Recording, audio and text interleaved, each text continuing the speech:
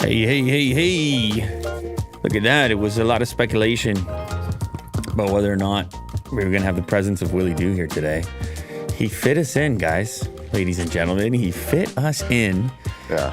But I'll tell you what, we're going to have a rapid fire episode today on behalf of Willie Doo and his nice little nature vacation. Is it a nature vacation?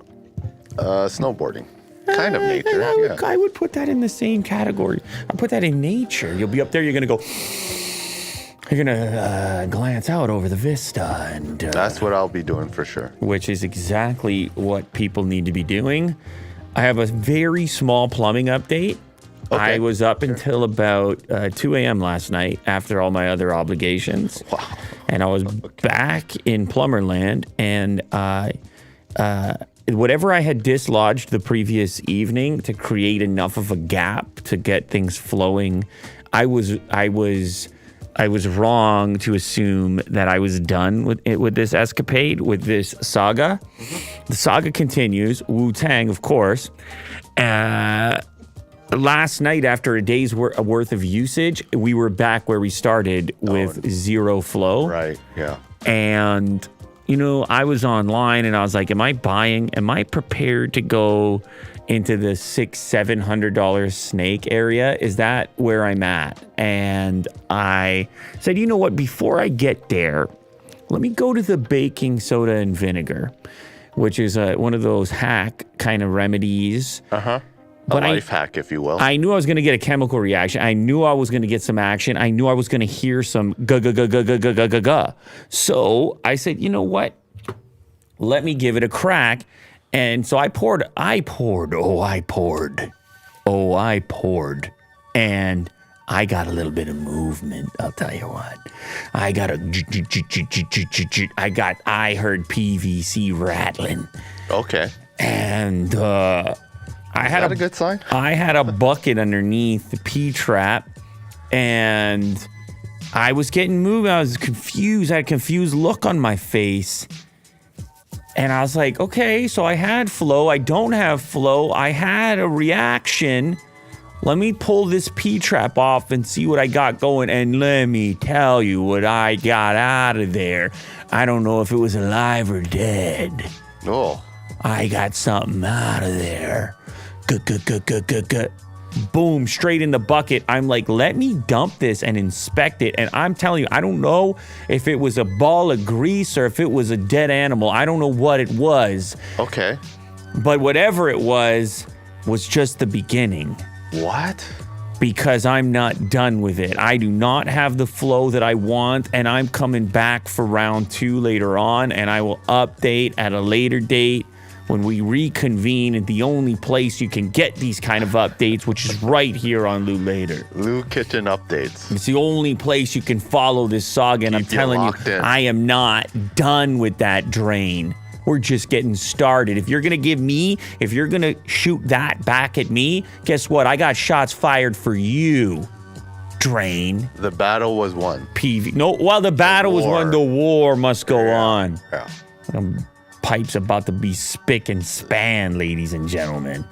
Momentarily, Elon Musk unveils a new master plan, a path to sustainable energy future, but no new cars. Did he talk about new colors at least? No, none of that. Rude. Just bring in the cherry red metallic whatever, 12 coats of paint from Germany. Just bring it in to tease us, and then you don't say anything about it. Brutal. Billionaire CEO announced the third part of his company's master plan, outlining plans for a fully sustainable Earth. The announcement was made during an Investor Day event at the Gigafactory in Austin, Texas. Elon Musk revealed the third part of their master plan, in which the company will lead the global effort to eliminate fossil fuels and convert the world to sustainable energy. It's interesting. Their approach totally different. Obviously, mining, lithium, arguments, environment, carbon, etc. But their approach from the beginning has been different. It hasn't necessarily been on the guilt trip side. Instead, it's been, hey, fast cars, maximum fun. You want them, don't you? You want them, don't you? Fossil fuel, less fun, right? They don't go this fast. And then people are like, you're making some points over there. Yeah, I like a fast car. I might throw fun. I might throw a pre-order in and not even notice the carbon thing. And that's the beauty of it. When you don't even notice is when you're doing the most, and when the savings or the impacts can be fun and optimistic, right? When it can be in the positive column, all of a sudden there's a different momentum to that. There's less of a dire kind of I'm dying, humans suck element to it. There's less of a finger wagging element to it. As long as you have memes and a fun car. So that's what you had. I don't know. Maybe there's a 1,000 ways to spin it. Tesla projects projects that it will take 10 trillion in investments to bring about this sustainable future powered by renewable energy. Of course, we're talking about, I don't know, eventually solar or storing it or, however they're figuring that out. But the big impact here, as you can see, is the vehicles in the meantime. And we've got, actually, I want to check out the other graphic first, the one that's above there, this one. So you can see the switch to electric vehicles and the reduction in fossil fuel use, and how that maps out across their fleet of vehicles. So you have, what is that, 40 million of the Model X and S, 380 million of the 3 and Y, and 20 million of the upcoming or currently being deployed ASAP Semi, and then we have 300 million of the who knows what. So the 700 million is the Roadster. That's just a joke, obviously. Yeah. Or could it be like a Model 1, like a really cheap one? I think it's the cheap one. It's a cheap one, right? 300 million, although what's weird about the 300 million, that doesn't look like the Roadster either. Whatever's under This looks boxier. a blanket there. This looks bigger. It's another SUV that we wanted, I would say. Yeah. But they've got the Cybertruck in there.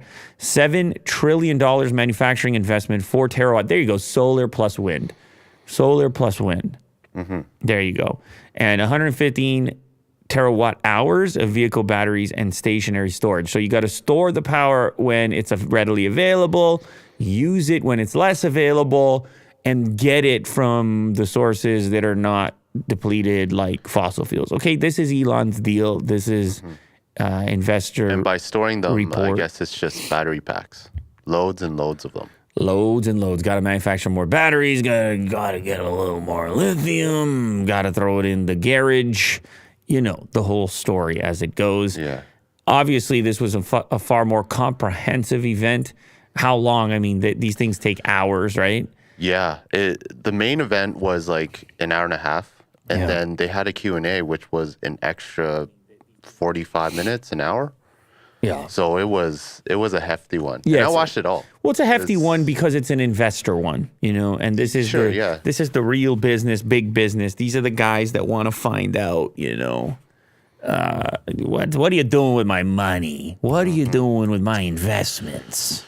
But speaking of investment money in the post market, I guess it wasn't doing too well. Yeah, so they lost they were down almost 6%, 6.25. Well, listen, Will, people have crazy expectations for events. They what are you going to announce? What's going to get people excited? And you don't always have those things to talk about. Which is okay. Yeah. Yeah. Talk about the long term, talk about his master plan. It's fine. I see a lot of stuff is down, not to the same extent. Obviously, BMW is there, Toyota is there, Porsche is there, related stocks. Ford is up. They're like, hey, Tesla didn't tell us enough. Let's go bump some Ford. Why don't we? Wow, I've never seen BMW's full name. You like that? Yeah. How German is that? Oh, man. Can you get Mega more German? I like Porsche's full name. Okay, yeah. Look at that baby right there. Doctor. When a doctor's making your car, you're in good shape. Yeah. Not sure what you're a doctor of, not sure why you're into cars, but that DR, that's heavy stuff. Anyway, so yeah, lots was covered in there, but ultimately it's about the master plan. Ultimately, it's about the renewable aspect. Sustainability, efficiency. It's about the electric vehicles for everyone and everywhere and in every category. Delivery, semis. I guess they need a delivery van because Sure. that's what Amazon. Amazon and Rivian were working on that. Maybe that's what's above the Cybertruck. I don't know. But you can't just have the semi. You got to get the delivery van going. Tesla also announces their unlimited overnight charging for $30 per month. Tesla announced it will soon launch a new plan for unlimited overnight charging as part of the Tesla electric energy retail business. Late last year, after gaining experience through its virtual power plants, Tesla took things a step further with the launch of Tesla Electric. Instead of reacting to specific events and providing services to your local electric utilities, as Tesla Powerwall owners have done in California, Tesla Electric is actively and automatically buying and selling electricity for Powerwall owners, providing a buffer against peak prices. Well, this is what we were talking about, efficiency. You're able to store it, which means you're able to get it at a more favorable rate, and then you can utilize it from that battery whenever you want at essentially whatever the rate that you paid, that favorable rate. Or in this case, you get a buy-sell situation going on, by the sounds of it, with the local power authority. The company's essentially becoming an energy retailer. It's currently only available to Powerwall owners in Texas, but the company has plans to expand the products through this new branch. Today, Tesla announced its first new product under the Tesla Electric. It was at Investor Day, and this is going to be the launch of unlimited overnight charging, $30 a month total. That seems extremely cheap, Will. You might be a customer for something like this in the future. But I have to invest in a Powerwall, right? Right. Okay, there. That's a lot. Well, Huh? get that baby in there. You're Mr. Elon Musk, aren't you? I gotta get solar roof as well. You're Mr. Yeah, and it doesn't work as well over here. You're gonna have to get up there and brush some of that snow off, Will. Yeah. You have to crawl up there. Maybe you can inspect my plumbing vent while you're at it. Okay, fine. Exclusive. Tesla readies a revamp of the Model Y, codenamed Juniper. Model Y is that car, isn't it? For Tesla, that's the one. That's what everybody's looking for. That's what they're investing in. So it makes sense to me that they would invest their time into the thing that people are investing their money into. They're readying a production revamp of the top-selling model, Model Y. According to 3 people with knowledge of the plan, this is according to Reuters, the changes to the Model Y codename Project Juniper involve the exterior and interior of the vehicle, with a target of starting production in 2024, according to two of the people, who asked not to be identified for obvious reasons. Please identify us. But wait, you're a code name leaker. You're leaking code names. Are you sure you want to be identified? Shrimp Tesla Pro. It's true. Why don't they just come up with an alias? Yeah. The changes, a revamp of the Model Y would mean Tesla is on track to offer new versions of the top-selling models over the next 2 years, addressing pressure in markets like China and the U.S. for a visible reboot of its best-selling vehicles in the face of increasing EV options to buy. And what about a network that just opened up, the Tesla Supercharger network, to all these other options as well? Ooh, it's heating up, Will. What you going to buy next time around? It's heating up, Will. All of a sudden, guy like you is running these inspections. You're going online. You're watching videos. You're like, a little more trunk space. A little bit more efficiency. Am I going to save 10 grand? Yeah. I wonder if people are going to wait for the refresh. I mean, it's over a year. I have a hard 2024? time imagining what a refresh of a Model Y looks like. I just can't imagine it to be big one? Yeah, just because the language across models and the tweaks have been so subtle so far. You're right. And it's been selling so well that they don't really need a huge update. It's a subtle one, isn't it? Yeah. It might be a subtle one, but who knows? Who knows? At some point, what if it looks like the Cybertruck, a mini Cybertruck? Ooh. It'd be wild. They can't take those kind of risks. They're not Outlandish. that crazy, are they? Cybertruck prototype with new steering wheel in a new up-close video. Yeah. Instead of a steering yoke, here we have, it looks like Gigafactory Texas on display with a little kind of rope around it. Don't get too close. It's got the hubcaps, which we like. They call it a pre-production model. It does have the mirrors, which look a better shape. And now they have the stainless steel on the outside of them, which makes them look a little bit less F-150, even if it's just a little cap on there. They've got the Warthog wheels are back, which we're here for. The honker is back on the front, which of course is that singular windshield wiper, which covers that tremendous range. They had to do something. You gotta wipe, Will. Would you agree or disagree with that statement? I would have it without the wiper. Oh, I'll take the risk. Goodness gracious, Will.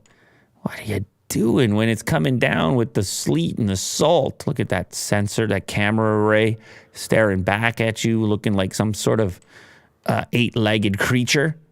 And the front end. And I don't mind these up-close videos here. Another camera there. I'm kind of into it. But, of course, we didn't get to the steering wheel part yet. Here we have the enormous doors being opened. Wow, I wonder how heavy those babies are. And there is a steering yoke with slightly more curvature to it. So hopefully I'm not banging my leg in on the way in and out. And wearing off, which I'll put a picture of this on social media, wearing off the finish because you keep banging into it. And you're constantly adjusting and trying to remember to have it spun in the position that allows entry and exit without wearing off whatever kind of vegan leather. Oh, the supple vegan leather. Said no one ever. Yeah. It's a synthetic material, which is fine. Can we be done with the vegan leather words? Just call it, it's just a synthetic material, Will. It's a synthetic material. But you know Elon likes to be cheeky. It's a leather-like, well, he's not the only one. The whole industry is doing it. It's a leather-like synthetic material, and it's not as strong as leather, period. Okay, cool. Now we got it all sorted out. Now we understand pros and cons. The bed looks good. I see some outlets back there. With the tailgate down, you actually get some usable length there. I see a couple tie-down spots. Actually, if you don't mind, can you just reverse ever so slightly here to how we saw the seat folded up in the back seat, much like what happened on an F-150 or a Ram 1500. Boom. Load space on the deck in the back row. Lovely stuff. You just flip it up. Use it all the time. And it looks like a flat load floor there because, well, guess what? You don't have the typical components you might have. Ford is able to pull it off. Is that a RGB LED in the back, or is that just for I think it's just for the show. Just for a show. Just for show. You can see the close-up of the buttons here as well. Well, those things scare me a little bit. Rivian, they scared me. Hummer, they scared me. Of course, we get crazy winters. Things freeze up. The motors suffer. Right. You can't yank and crank. But I'm just chatting. I'm a guy making noise. What do you think about this now? By just having like a little... Yep, I'm there. Yep, you got me. Tour. You got me, Will. You're into it more. Black glass on top. Give me these wheels. Give me some warthogs. I'll sort it out. I'll sort out the rest. You give me the warthogs, I'll sort out the rest. It seems a lot more polished. Definitely. If it comes out like this, I don't mind it. We're taking a spin, dude. Yeah. We're taking a spin. Let's go. A deadly Tesla crash was just pedal confusion. Despite social media rumors, you all remember the viral clip that was boogieing on social media, as it would do, involving a Tesla and a bunch of stitched together security cam footage, which is still mind-boggling to me. This edit is unreal. From security camera to security camera, who has the access? What is the news organization? How'd they get the clips, Will, from every single person's security cam across a major stretch of road across multiple municipalities?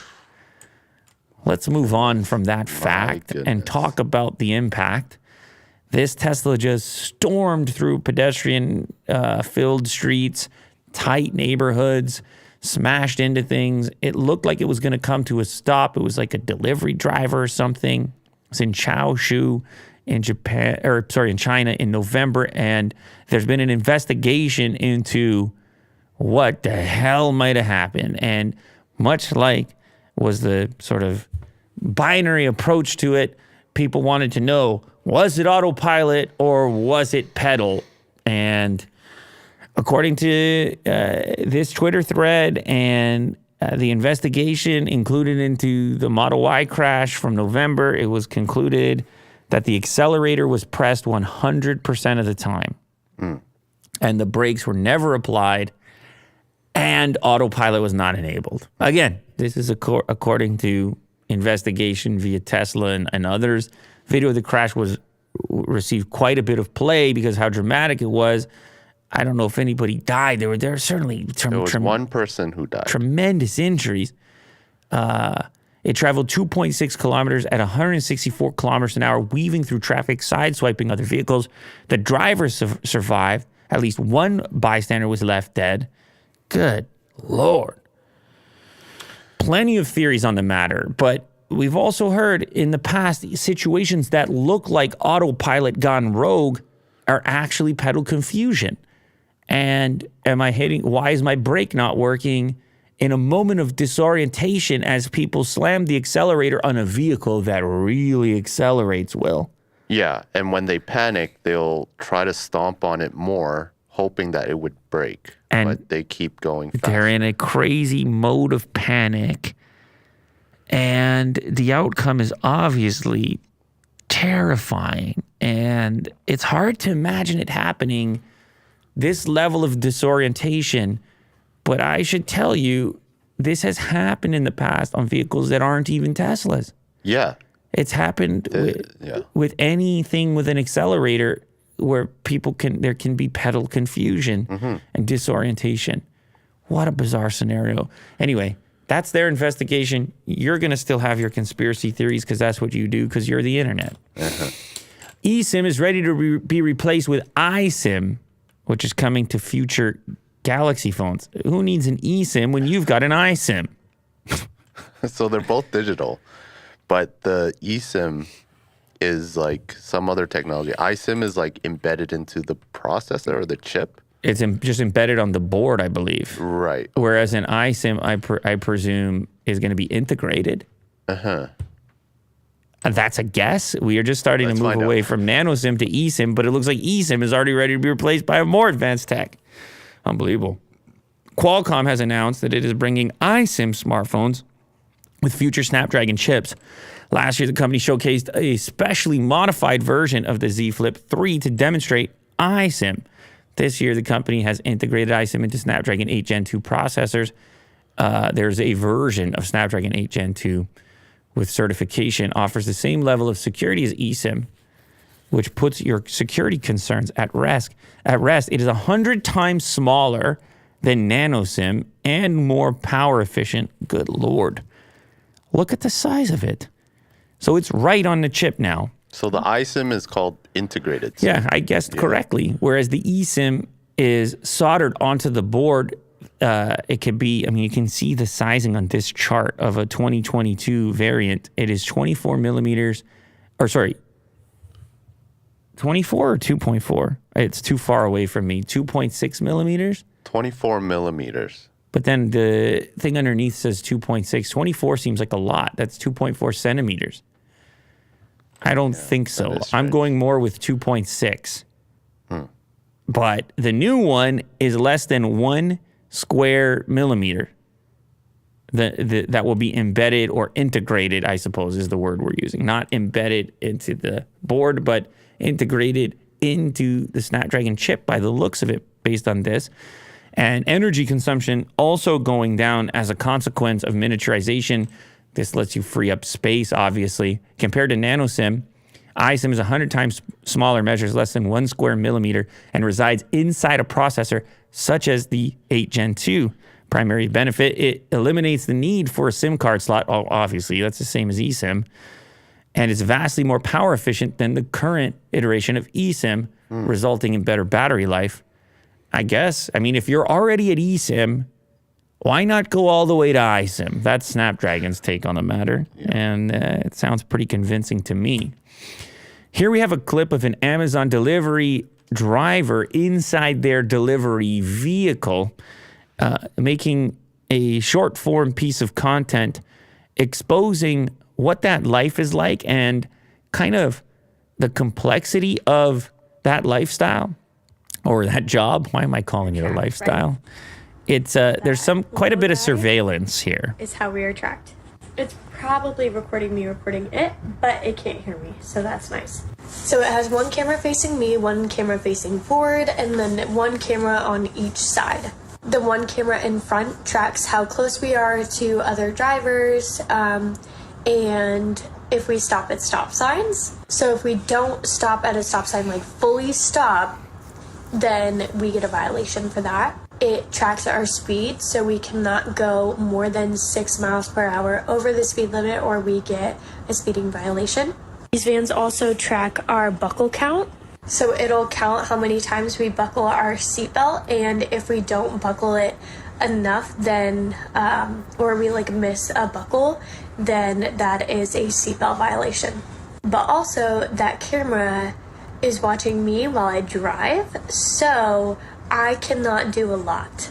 If I want to sip up my coffee, I have to pull over so that I can grab it and drink it, because if I do it while I'm driving, then that's a driver distracted, which is also a violation. I can't touch the center console, or else that is a driver distracted violation. One guy was itching his face, his beard, one time, and the camera picked it up that he was on the phone. And well, that'd so be a he problem got for me right there. Violation for itching his face, but they disputed it. And I cannot unbuckle my seatbelt until I am in park. I also cannot get out of my seat until I'm in park, which is obvious. So yeah, everyone who works for Amazon pretty much hate those little things, but we have to remember it's just for safety. But I thought I would give y'all a little rundown of it because I feel like it's asked a lot. But there you go. Have a good day. So what do you think, Will? Is this, okay, so she goes at the end, it's just for safety. Well, you know, she still works there, and 1.3 million views on this. It would be a kind of a, what would you say, like a stressful experience, knowing that all these inputs are being tracked all the time, that you're being watched to that extent where everything is being reviewed, like a beard scratch is misinterpreted as being on your phone. Obviously, you don't want distracted drivers. That's terrible news for Amazon and, well, for the public, I guess, if people are getting distracted and run over or whatever. But the buckling, if you need to reach up and touch the screen, I guess I got a small taste of it in my Tesla when it's like, hey, pay attention. But this is feeling less robotic and more like, you know, you're getting a report, a driver distracted report. And eventually, I presume you're losing your job if you're distracted too frequently. I just think working under the pressure of the surveillance, it would just be different. You're tracked, right? That Well, little different. guy I mean, not. is how This honker just I staring get at it. you. I get it, but I mean, maybe this is something that people are used to at this point. I don't know. Apparently, those who drive semis have similar systems in place, and it's a safety thing. They're able to. I guess it's like almost like training in real time as you're getting these reports on things that you're doing that are unsafe. You do them less frequently because you're aware of the reports. But just scratching your beard, I mean, that's... Yeah. You're second guessing all types of actions as you drive. Yeah, it's like, what are the rules now? Yeah. It's so subtle. Yeah. So obviously a variety of opinions on that matter. I'm going to do a quick sidetrack. There's been some comments asking me to respond to Louis Rossman, and I realized that I haven't. I did actually reply to a comment which was essentially the same question, because he didn't ask the question directly on any, as far as I'm aware of, to me directly, but he was asking about, obviously, right to repair, my background in repair, having had a mostly Apple-related repair shop prior to this channel, which I've covered in the past. We've actually reached out to him to possibly have him come on this show as well. But ultimately, it was in reference to a Samsung decision, of which it's like a mega document around maneuvers that Samsung is allegedly making or has made to limit the availability of their components being shipped to individuals that are running repair type businesses or wanting to repair their own devices or have their devices repaired independently. I'm all for repair options, repair businesses, the ability to repair things. I'm totally on that side. And I would, contribute to that however possible. And I would encourage brands, if I ever have a microphone directly to those brands, I would encourage them to also consider those things. It's very difficult to apply pressure in these situations because of, well, the vastness of these brands, the power of these brands, and the limited, I mean, everything is so much more integrated now and so much more proprietary. I mean, when I started out with it, it was a totally different scene, and it's a scene that I haven't been personally involved in or as intimately involved in as Lewis has. It's funny, double Lewis. Yeah. As Lewis Rossman has in recent years. So it's when the topic comes up, it's just that I'm not as versed because I've sort of moved away from that business directly. But certainly wherever possible, and even in the circumstance where I was working with Samsung recently, I did make aware my opinion on that matter. But ultimately, there's only so much pressure you can apply unless users themselves begin to apply that pressure. Customers start to vote differently with their dollars, and you know the way the whole story goes on that. But my vote is definitely more repairability, absolutely. And anyway, if we have Lewis on the show, maybe he can illuminate other ways that pressure can be applied, or that users, customers can possibly contribute or let brands know what they would prefer collectively. I don't know if petitions work in this case, or there's probably a number of ways. He would be the expert on the matter, considering all the effort he's put into right to repair and his direct knowledge and history and wisdom on the matter. So anyway, hopefully we'll arrange to get him on here sometime soon and we can hear from him directly. Microsoft's Phone Link app now lets you use iMessage from your PC. Ooh, interoperable. Green bubble, blue bubble, gray bubble. Add to the mix is what those bubbles look like, different shades of gray. Phone Link finally supports iOS devices and lets you send and receive messages and calls on a Windows device. This is incredibly convenient, Will. Yeah. I love cross-platform, huge cross-platform guy. But not Android just yet. Oh, well, we're getting there. Yeah. We're getting there one day. Like Tesla opens up the supercharged network, Apple opens up iMessage, right? Well, that would be the dream. They change to universal. Coming soon. Everybody on an equal playing field. Thanks to EU.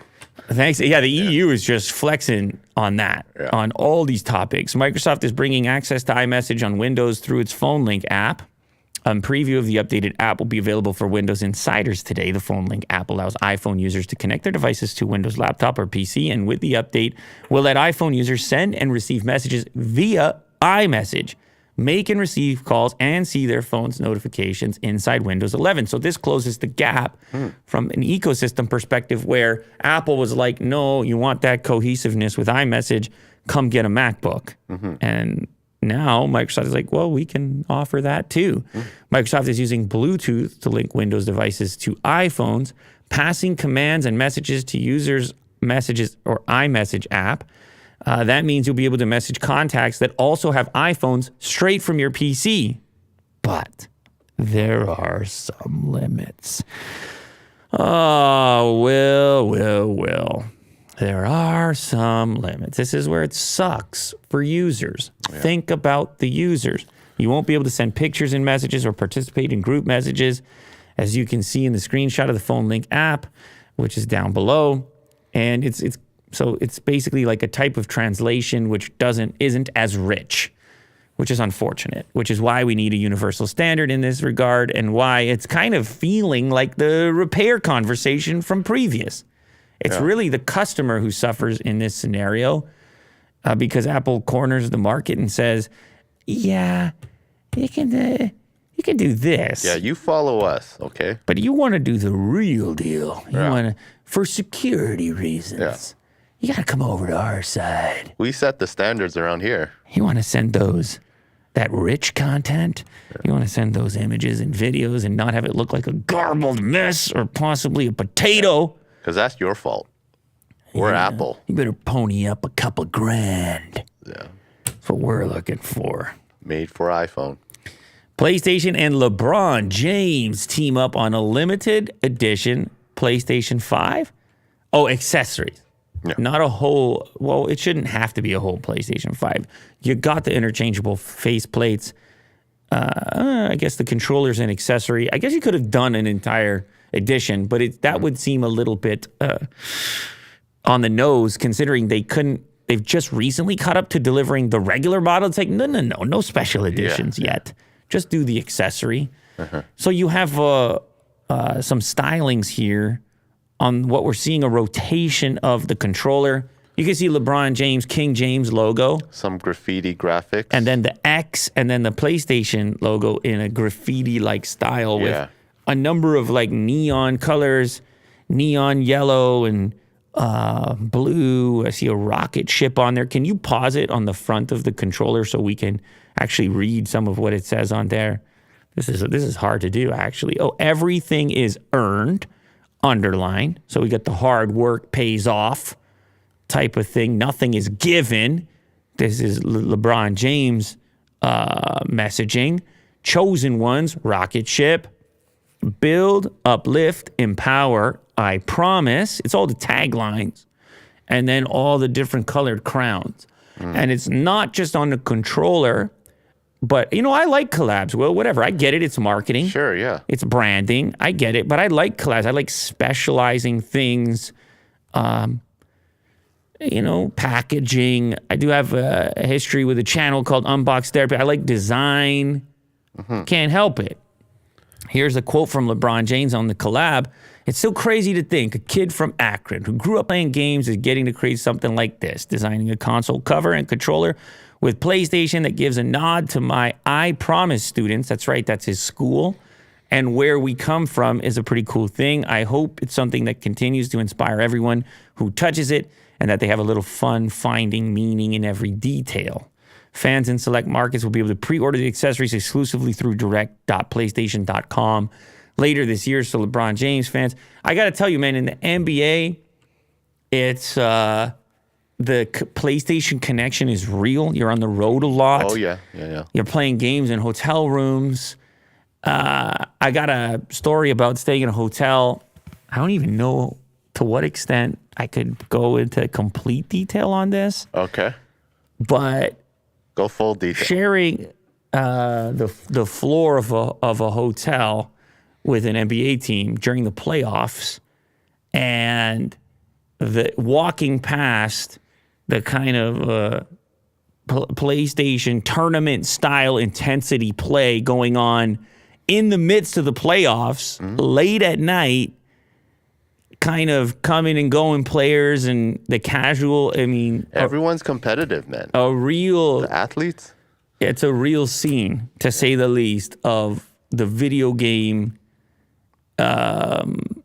integration into the road travel professional athlete life. There's a strong connection there. So LeBron's going to be traveling now with his own version of PlayStation. That's how they got the deal done. They're like, LeBron, don't you want your own PlayStation accessories? I would love to see more collabs like this. You could walk around with your own controller when you roll up to the... Yeah. Who knows, though? Maybe he's not even in those tourneys. Maybe that's the young guys. Maybe he's like, nah, I'm going to bed early.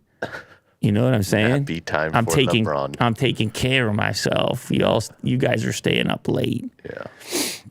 Here we have a thread of famous paintings visualized with AI. This was going wild yesterday on Twitter. Actually, I thought it went more wild than this. 600,000 views. Anyway, it's a really cool thread.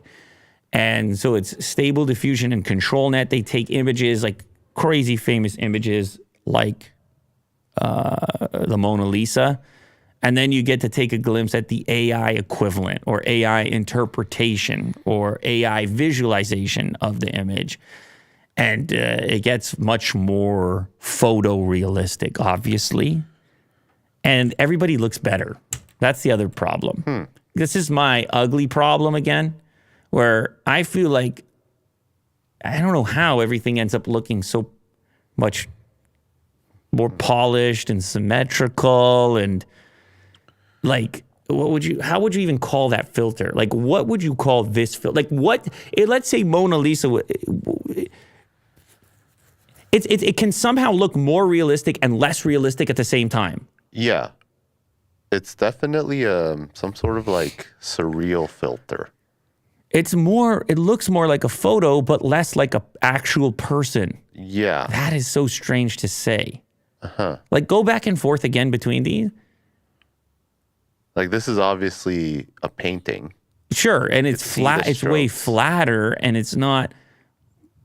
But somehow it still feels more real. That is weird. Anyway, this is a thread, so you can scroll through it. Here we have the Great Wave off Kanagawa. This is like another extremely famous painting. It has like a kind of a cartoon style to it. I don't know if that's even very cool, fair to say, or if I'm very classic offending someone, but I love this image. And here is the AI equivalent. Oh, it looks like stock photo. Yeah. Bad Photoshop. Yeah.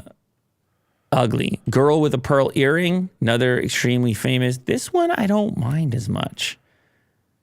I don't know why.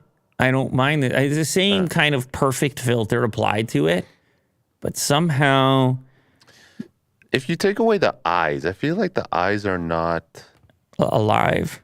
Yeah, they're not alive. Yeah, I don't know. Maybe the earring as well. Maybe it's the reflection, or... Would you agree, though, that this is better than Mona Lisa? Yeah. Yeah. I think so. It's closer. I don't know why AI had to go with a backdrop, a realistic backdrop in this case, as opposed to just a plain one. It's also odd, like the difference, like paintings don't seem to have depth of field in the same way, or they have a different depth of field. At least this one does. Where the scarf here is falling out of focus. They always have bokeh. Oh, a lot of bokeh to convince us, I guess. And they make up patterns too. Like her hairband is blank, and this has a pattern. It's interesting. It's data set, right? That it's pulling from its data set to try to mimic. This is the famous Van Gogh painting, right? Mm-hmm.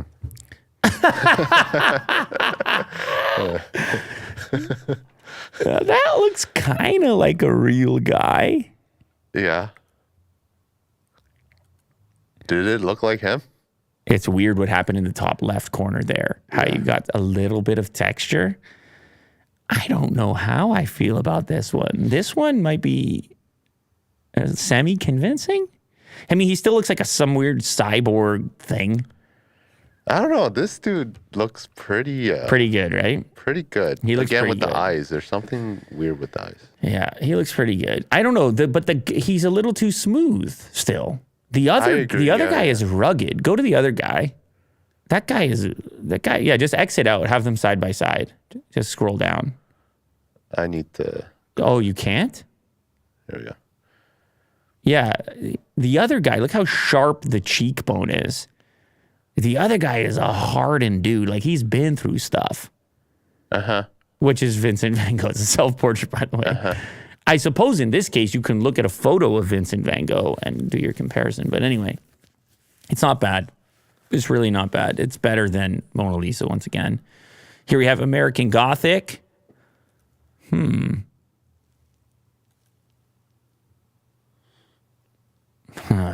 This is like as if they made a movie. Look at the pitchfork. The pitchfork is messed up. It's like a shovel and a pitchfork in one. This is like very Beetlejuice. If they made a movie based on that this would be the poster. You know what I'm saying? Sure, yeah. Where things are just a little off. Yeah. It's not bad. I don't know. Yeah. I mean, minus the obvious problems with things. I think that's it, right? That's it, yeah. Listen, it's our detectors for this stuff are on high alert. And when you're looking at it like that, but when the world is flooded with that type of imagery, it might be harder to tell the difference. We might be just get used to it. Oh, you were looking for the presidents with the mullets? Yeah. That was another hot tweet in the same category yesterday. Your $2 bill might actually be worth a lot more. Most are worth their face value, but you won't know whether you're sitting on a serious bank without checking. So some $2 bills are like collector's items at this point, I guess. I think at one point in Canada, there was like $2 bills that were worth $20. Canadiana. The bank wanted it back. Canadiana, you're talking about. Canadiana. Yeah, because they came out with the toonie, which we've talked about on this show in the past. And therefore, they wanted the brown $2 bill, which is super nostalgic. I wouldn't mind grabbing one of those these days. Yeah, you get a crisp one. A brown $2 bill. I mean, that used to be nice. a beauty. And so, yeah, they put in the coin. Who wants a coin? Nobody wants these coins. But why do I want a $2 American bill? Well, when I was a kid, my grandmother used to slip a $2 bill in my birthday card every year. If you have a stack of $2 bills sitting around from your grandma, they might be worth significantly more than $2. The faux rarity of the $2 bill. $2 bills account for less than 0.001% of all currency in circulation. That sounds rare, and rarity tends to lead to an increase in value. The scarcity of more recent $2 bills is somewhat illusionary. Older $2 bills in good condition are actually rare and can be worth more than $1,000. Recently printed deuces are often hoarded by some collectors who believe the bills will appreciate in value in the future because they're rare, but since a large number of $2 bills are being kept from circulation, it's actually less likely that they'll increase in value, as opposed to the really, truly old ones that are in mint condition, which simply can't be recreated. So condition, age, and serial number will determine what the value is, up to $1,000, much like as if you were collecting a sports card or a Pokemon card or whatever it is. I never knew they had a serial number. Oh, yeah. That's how you stay away from counterfeits. At least that's the old-fashioned way of staying away from counterfeits. Of course, you could serialize it, or they would at least discover counterfeits in that way when they would discover a duplicate or something. I guess so, yeah. Even the crispest bill won't be worth more than its face value if it was just printed. As a rule, the older the bill, the more that it's worth. But there are certain years and special editions of $2 bills that are of particular interest to collectors. Compare your bill's year to the U.S. currency's auction list to get a ballpark of what it might be worth, and keep an eye out for special printings and seal colors. So that means you got to go pull out any $2 bill you got that is sitting in a drawer or you've been hanging on to, and check the year on it and cross-reference it. The older, the better. Hopefully it's in good condition, but you can see, I saw some eBay listings come up for $1,500 there for a moment over on the right-hand side.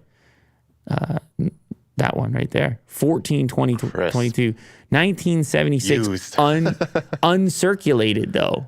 US $2 bill, uncirculated. It's a whole new world. The brown, wait a second, the brown Canadian too, how much could I get that for on eBay? Go back. $20, 1986. Okay, I don't mind an 86 brown. That's going to take me right back. I might put on this desk right here. I might hide it in this puzzle, which I haven't worked on at all, which is hiding a Canadian 20 at the moment. I recently solved it. Oh, and then you put it right back in. I need this 20, dude. Yeah, gotta buy some tidbits. We got to put a $2. No, we got to swap it for a $2 brown. Oh, yeah. $2 brown Canadian. Ordered off eBay. Actually, that was on Amazon. That's even better. Might be counterfeit, who knows. Here's a U.S. currency price guide for different collectible notes. Wow, that's cool.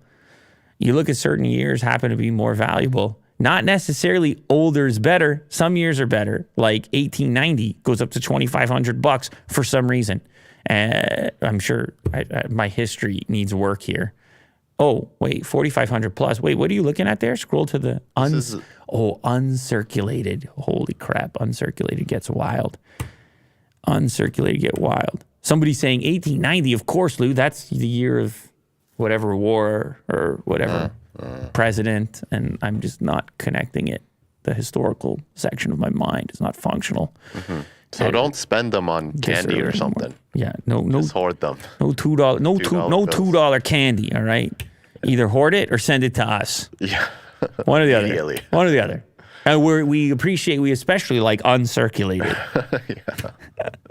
In the years of... Send us all your uncirculated bills. It's kind of a cool thing to collect. I don't know. I don't mind it. Sports cards, Pokemon. Well, they're lightweight. They're storable. But it also is one of those kind of ones that it comes from the mint. You keep it mint, like the term mint. I like that. Like I got a mint $2 bill here in a case. Like look how like the crispiness of it when it was fresh once upon a time, and the fact that it degrades over time compared to like an NFT or something. Yeah, NFTs made it have a bad rap. Made it weird? Yeah. Are you saying, hey, NFTs, why'd you got to make it weird? Yeah. Yeah. Winners of the 2022 World Nature Photography Awards. You might like this one. Entries for this year's World Nature Photography Awards have been judged, and the winning images and photographers have just been announced. The grand prize is this image of a crocodile lurking in the mud. This one is the best one, I think. Look at that. Ooh. That looks like it's made out of clay. I love it, Will. I love this image. This is an incredible image because of so many factors. Like the moment in time, the interaction of the type of creature with the mud and the perception of mud as being like it's hiding something. It's ominous to begin with, and then the eyeball of the crocodile, which is the dangerous creature lurking anyways. Like mud and lurking, and then the hardness of the clay-like finish on the mud, which is kind of like a second skin to the finish of the skin on the crocodile. Crocodile or alligator? Crocodile. This is in Zimbabwe, by the way, where this was taken. And then just the photographer's prowess to hit the shot, to catch the focus, eye autofocus with the correct lens to get the right amount of focus fall off in the rear, but to get the perfect focus on the eye and the beginning part of the nose. So it's just kind of like popping up. It almost looks like if you took the eye out, it almost looks like you're looking at the surface of another planet. Yeah. It's AI generated. Come on. Why you got to ruin it like that? Photographers like, how can you say I know. They smack me across the Here's a cool screen. one of, is that a leopard? By the looks of it. A leopard climbing a tree in Kenya. Yeah, I guess, it's kind of a nice jump. This has nothing on the last image, though. I mean, perspective, wide angle. The photographer had to be right below the leopard. That's cool. Yeah. It's action shot, so he needed a faster shutter. I'm thinking about all the technical aspects, which I think especially the legs. I think a judge would consider. There's very little blur, so you gotta have a fast shutter going for that jump. Ooh, I don't mind this. This would look great on a wall somewhere. Wallpaper. You can paper the whole wall. Yeah. That's third place. Pair of flamingos in Kenya. This is cool. What's that? Red spider mites climbing on a web. I like the colors. In India, that's a place called Cooch Bahar. That's all I'm going to say about it. Okay. This one's more dramatic. Obviously, you have this seal caught in the net, in the fishing net. This is the angry one. You're like, oh, come on. Take care of the fishing net. But This one's cool. we got to go deep for that type of thing, don't we? Underwater, a couple of harlequin shrimp perch on. This doesn't even seem like our planet. This is like, wow. You started to think about the technical aspects of taking this photo. Yeah. Well, I mean, you have to have a light source, right? And down there's not a lot of competing light sources. So you can see you can illuminate something in the foreground, but that's it. The darkness is unfathomable. It's kind of like a spotlight, really. Unfathomable. Yeah. Don't they call it fathoms when you get to a certain depth? They start to measure it in fathoms. And then you have the word unfathomable. Oh, wow, look at this. The little bird cozy up on the warthog. With the red beak? What's he do? He's eating the bugs off of him? Is it a symbiotic relationship? Is that how that works? Possibly. It's a red-billed oxpecker resting on a warthog. That's another moment in time. That's some serious nature over there. Ooh. What is that? A hummingbird? Third place. A swallow skims along the water's surface. The water, like glass. The particles. Ooh, we got the family over here. Cozy up. It looks cold.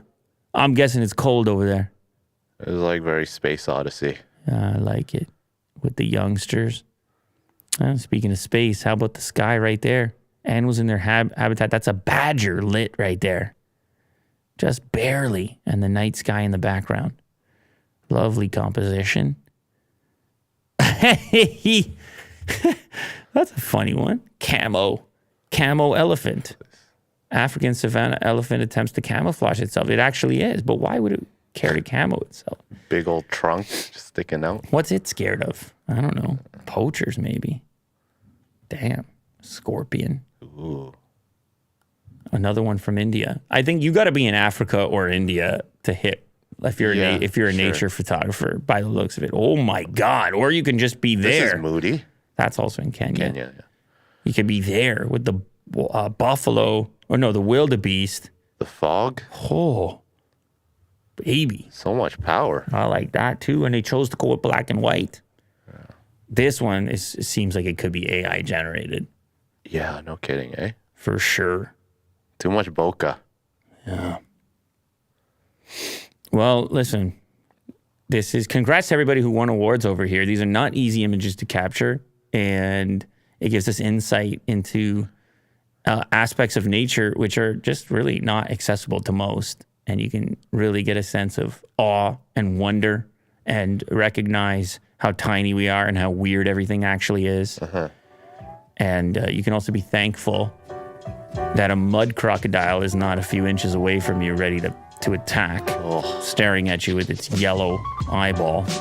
No, that's not you right now. Instead, you're comfy and cozy and eating some snacks, doing your couch thing, or something, watching your Lou later, catching up on your catching ups. And we all got to say, give Willie Doo best wishes on his big adventure. Yeah. Willie Doo's big adventure. He's going to tell us all about it when he gets back. You might call it an expedition, in fact. I'll be back Monday, so no episode Friday tomorrow. Yeah, Friday we had no time to train an imposter, Willie Doo. Mo got sick. It's actually pretty crazy around here. Yeah. But we got to give Will a shout out just for making the early morning Thursday happen before his trip. And we'll see everybody on Monday. In the meantime, you're going to go watch all the clips on the Clips channel. Let's go. Right, Will? That's what they're going to do. You told me. You promised. Yeah.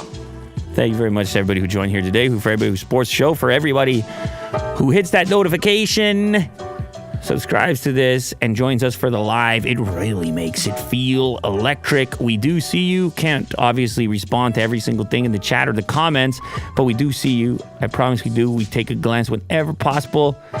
Have a good weekend, and we'll see you Monday. Thank you. Later. See you Monday.